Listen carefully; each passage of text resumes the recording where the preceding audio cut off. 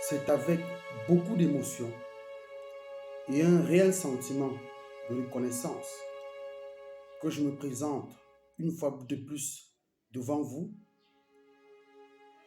par rapport à vos nombreux messages et considérations liés à ma modeste personne.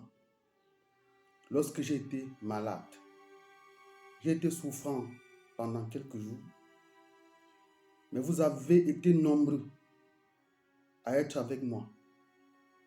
Vos messages, vos vœux, vos souhaits m'ont véritablement touché le cœur et j'ai compris que je n'étais pas seul. J'étais avec vous dans cette période de santé difficile. Merci, une fois de plus, merci. Je me présente aujourd'hui de manière brève. Je suis William Omer Thuisse, journaliste de formation et écrivain camerounais, auteur de 4 ouvrages, 2 recueils de poèmes, une pièce de théâtre et un essai politique.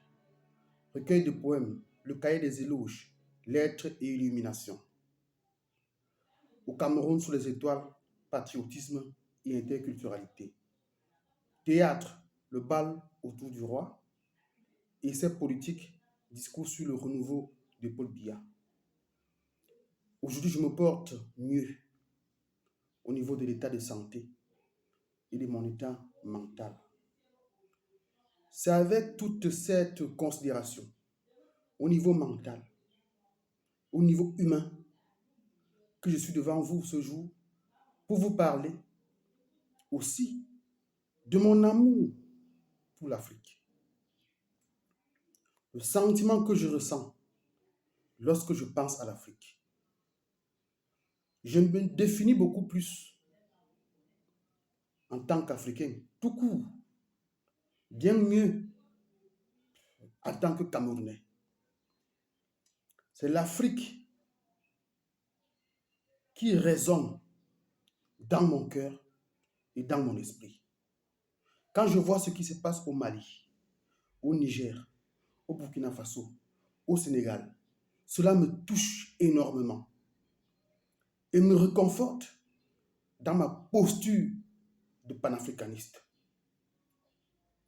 D'âme ou d'esprit africain qui doit lutter contre tout ce qui est orchestré au niveau international pour essayer de tirer le continent vers le bas.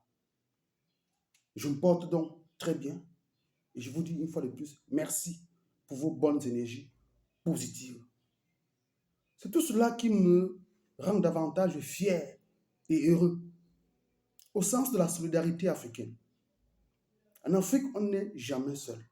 On est toujours accompagné de l'autre. Et c'est avec l'autre qu'on fait chemin ensemble pour le succès ou la réussite de tout ce que nous avons à faire, de tout ce que nous faisons.